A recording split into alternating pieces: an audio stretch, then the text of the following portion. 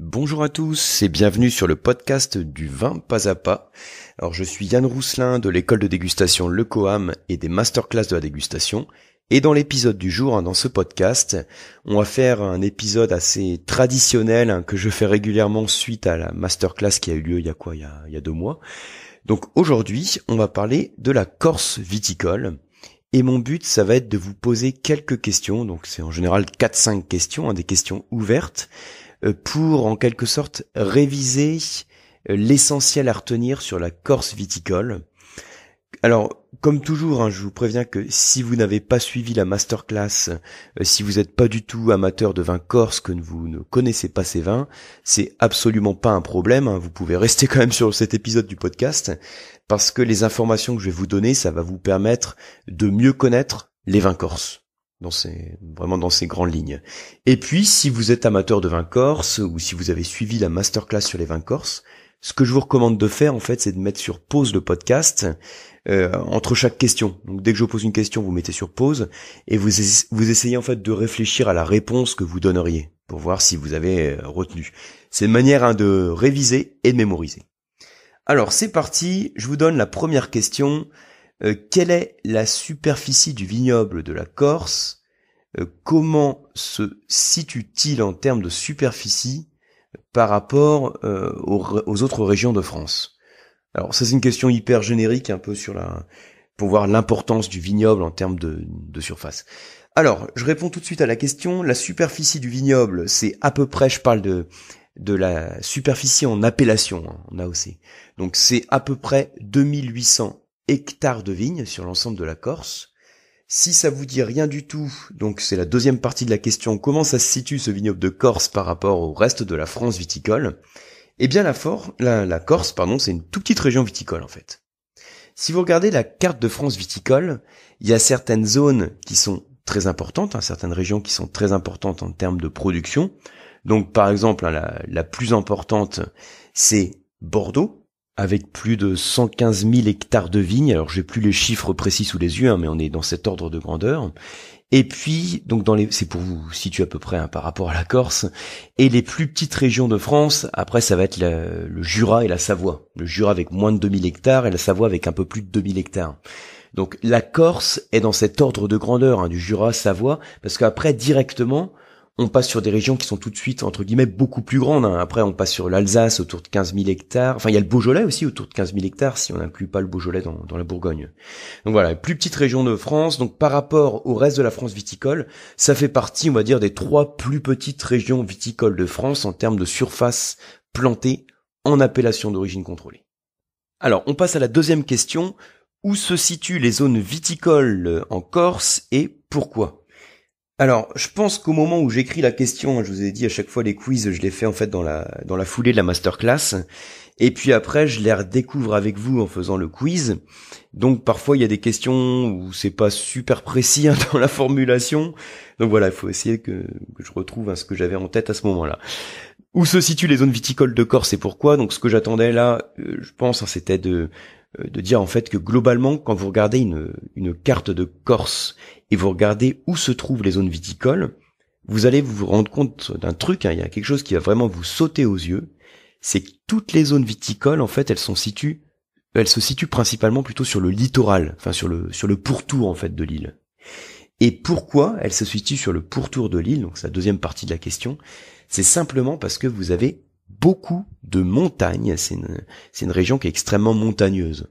J'avais insisté sur la masterclass j'aime bien mettre en avant comme ça quelques mots-clés qui permettent de se souvenir des idées phares, des idées principales à retenir. Sur la Corse, ce serait la notion de montagne. J'avais utilisé la phrase, je disais c'était une montagne qui plonge dans la mer. Parce que la Corse, l'altitude moyenne, c'est pas loin de 600 mètres quand même. Alors c'est l'altitude moyenne ça, c'est-à-dire qu'il y a pas mal de sommets qui partent sur des altitudes de plus de 2000 mètres.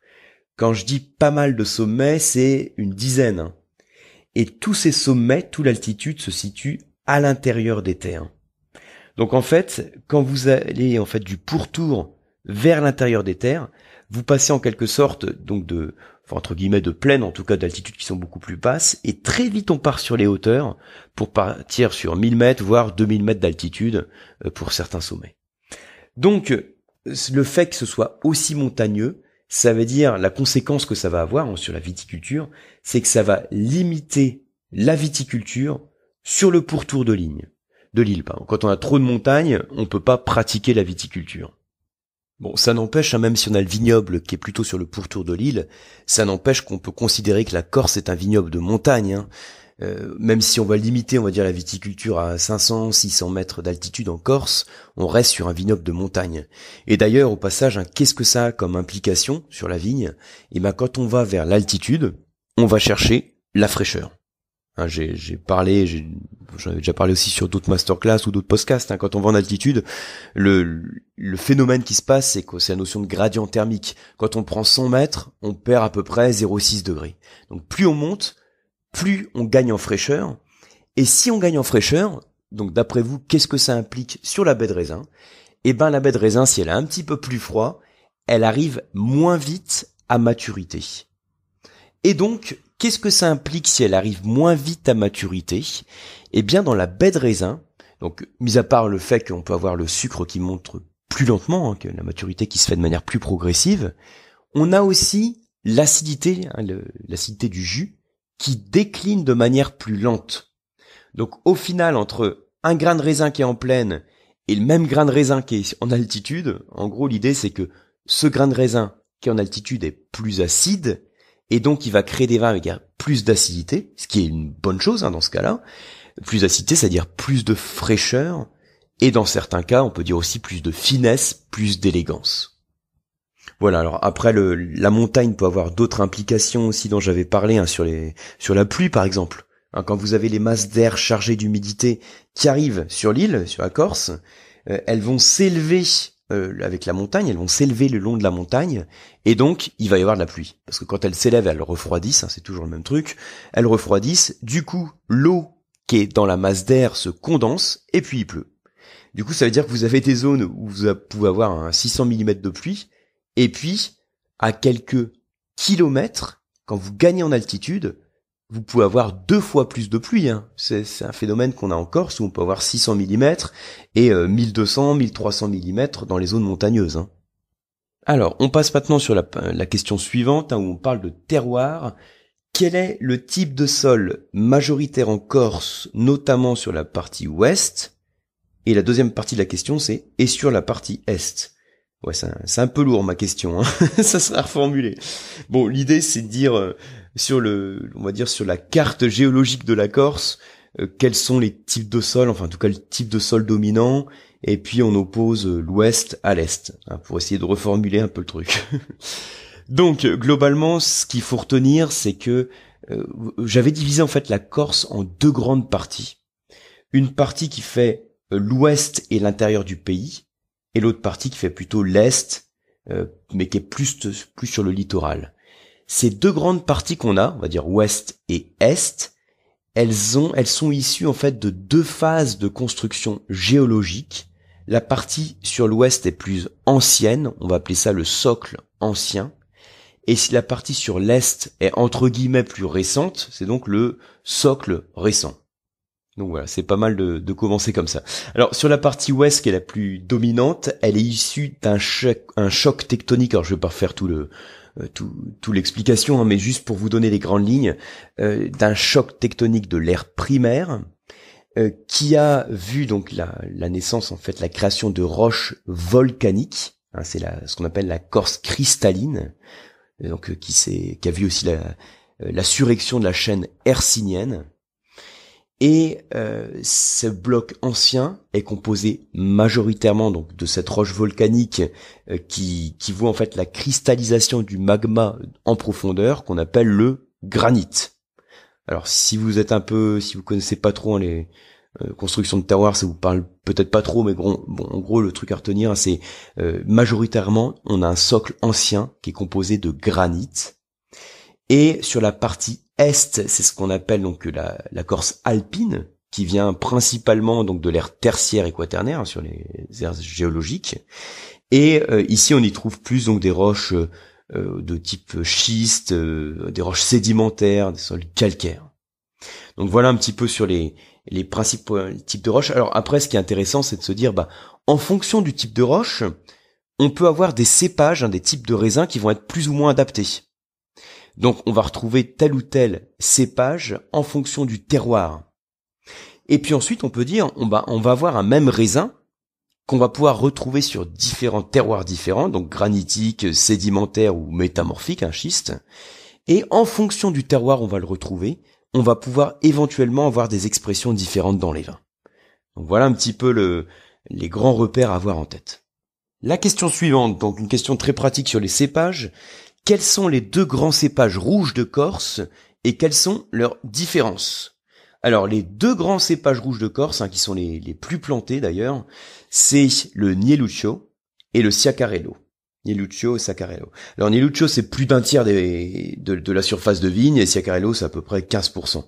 Alors je vous mettais pas dans cette question, je vous parlais pas des cépages blancs. Si je vous avais parlé des cépages blancs, donc le cépage blanc qui a à peu près autant de surface de vigne que le Sciacarello, c'est le Vermentino. Ça faisait pas partie de la question, mais j'en profite pour discuter un petit peu autour de cette question.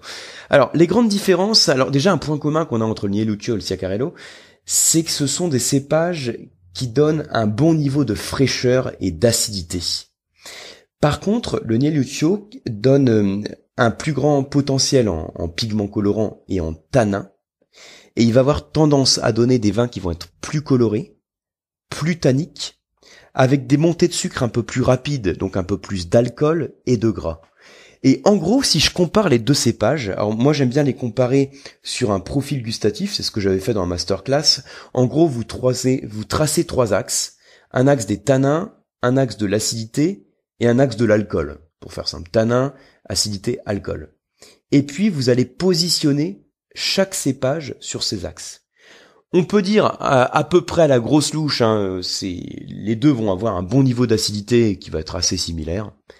Par contre, le Nieluccio va avoir plus de tanins, plus d'alcool, et au final, ça veut dire que quand vous le dégustez, s'il a plus de tanins, il a tendance à plus assécher la bouche, et s'il a plus d'alcool, la sensation en bouche, c'est que ça chauffe plus la bouche. Et comme le tanin et l'alcool s'équilibrent, puisque l'alcool crée une salivation qui va être grasse en bouche, qui va avoir tendance à enrober les tanins qui assèchent la bouche, ça crée un équilibre finalement.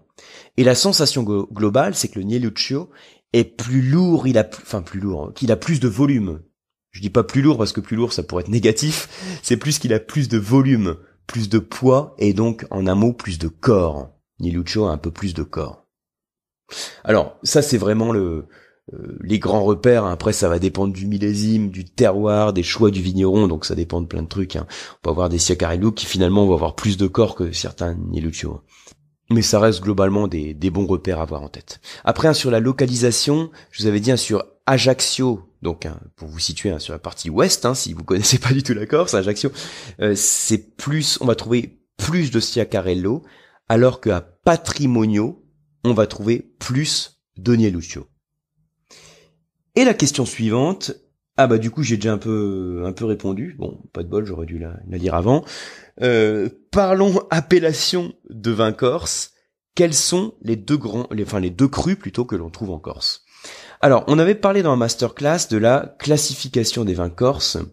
Je vous avais fait comme d'habitude, comme très souvent en tout cas, une petite pyramide pour voir comment se situent les vins corses. Donc à la base, on a les vins sans indication géographique. Ensuite, dans cette pyramide, c'est toujours la même chose. On a les vins de pays, donc ce qu'on appelle les IGP, indications géographiques protégées. Et ensuite, les appellations. Donc en Corse, vous aviez une appellation régionale, donc vin de Corse.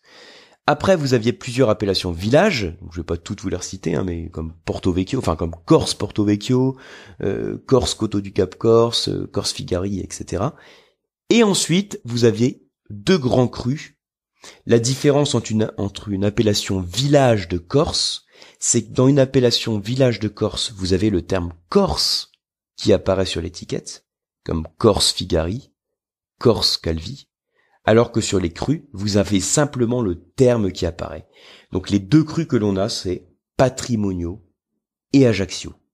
Et pour bien vous situer, donc je vous ai dit Ajaccio, on est plutôt, en tout cas en Corse du Sud, Patrimonio en Haute-Corse, et après on va dire aussi dans d'autres peut-être appellations clés Souvenez-vous aussi de la notion de muscat du Cap Corse, qui est le seul vin doux naturel qui est élaboré en Corse à partir du muscat. Donc voilà pour ce petit quiz, ces petites questions ouvertes autour du vignoble de Corse. J'espère que si vous avez suivi la masterclass, c'est des notions que vous avez encore en tête. Et sinon, j'espère que grâce à ce quiz, vous avez pu vous remettre quelques clés en tête. C'est toujours la grosse difficulté, de toute façon, à chaque fois qu'on est dans une optique d'apprentissage, ce qui est votre cas si vous écoutez le podcast, chaque fois qu'on essaye d'apprendre des choses sur le vin, le gros souci qu'on a, c'est mémoriser l'information. Faut être clair. Vous pouvez chez vous même, entre guillemets, étudier une région viticole. Vous étudiez la Bourgogne viticole, vous étudiez le Jura pour reprendre la région dont j'avais parlé en introduction de ce podcast. À chaque fois que vous voulez mémoriser des informations sur une région, vous êtes d'abord dans une optique de recherche d'informations, et puis d'essayer de mémoriser en retenant les cépages clés, le climat, etc. Donc moi, dans les masterclass, je vous donne, en tout cas c'est mon but, des repères clairs, le plus schématisés possible, pour que l'information soit durable, que vous puissiez la mémoriser. Et ensuite, la difficulté, c'est de s'en souvenir 2 jours après, 3 jours après, 1 semaine après, 1 mois après, voire 1 an après. Et là, la seule manière de s'en souvenir, c'est de réviser à un moment donné. Alors, je sais, quand je présente ça comme ça fait un peu bachotage. On se dit, si j'étudie le vin pour le plaisir, si mon but c'est d'apprendre pour le plaisir, j'ai peut-être pas envie de faire du bachotage et de réviser des régions viticoles. Et dans ce cas-là, je vous dis, vous êtes parfaitement dans votre droit. Le but du vin, c'est de se faire plaisir, donc ne vous prenez pas la tête. Mais le but du vin, c'est aussi d'apprendre, de se former. Parce que plus on se forme et plus on apprend, plus on y prend du plaisir. Et pour apprendre et se former, ce que je vous recommande, c'est de relire vos notes. Vous avez un petit carnet, vous prenez des notes sur votre téléphone, ou vous avez un bouquin de référence, ou vous reprenez vos livres des masterclass, et puis vous regardez un petit peu vos notes de temps en temps. Et ça permet de remettre l'information en tête. C'est important à le faire quand vous êtes dans des optiques de formation sur des diplômes, que ce soit les diplômes du QAM, du CAV, du CADV ou des WSET. Vous êtes de toute façon dans cette optique d'apprentissage, parfois un peu bachotage, parfois bachotage un peu bourrin, faut le reconnaître. Donc vous savez de quoi je parle. Mais même quand vous êtes là pour apprendre pour le plaisir, faites en sorte de relire un peu des informations clés de temps en temps. C'est important pour mémoriser.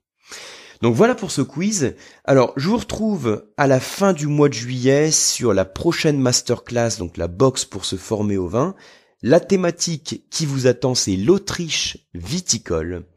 Donc, on va parler de vin blanc, bien sûr, de Grüner Veltliner en particulier. On va aussi parler de vin doux. On va parler de vin rouge aussi, parce qu'il y a des cépages spécifiques autochtones qui font des vins aussi extrêmement qualitatifs. Et je voudrais vous parler de tout ça pour faire de vous des spécialistes du vin d'Autriche. Donc, vous pouvez retrouver toutes les infos, comme toujours, sur le site masterclass-dégustation.com. Et puis, donc c'est l'été, on est en train de remettre des calendriers à jour. Alors c'est un peu tout le temps le cas en fait, vous allez me dire. On rajoute des dates sur des sessions du WSET, donc notamment le niveau 1, qui existe depuis pas longtemps en français à distance. On a créé au QAM le premier programme de formation à distance du WSET. Et pour le niveau 1, donc le premier niveau est disponible depuis pas longtemps. Vous avez de nouvelles dates sur les niveaux 2 et 3. Et vous pouvez aussi rejoindre plutôt la première session à distance sur les vins de France. Donc la première session diplômante à distance sur les vins de France, c'est le CCAVF, comme le certificat de connaissances approfondies sur le vignoble de France, qui est disponible pour la première fois à distance. Sachez que je vous prépare aussi une sélection de vins pour déguster de chez vous, sur les vins de France. Donc je devrais vous proposer donc ce coffret sur les vins de France, en fait qui sera composé de vinotes, donc des petites doses de dégustation. Il serait disponible, donc ça sera avant la fin de l'été. Mon but c'est qu'il soit avant la fin du mois de juillet. Donc ça devrait être le cas. En tout cas, je vous préviendrai par mail. Merci beaucoup pour votre attention. J'espère encore que vous avez appris des choses dans ce podcast et je vous dis à très bientôt.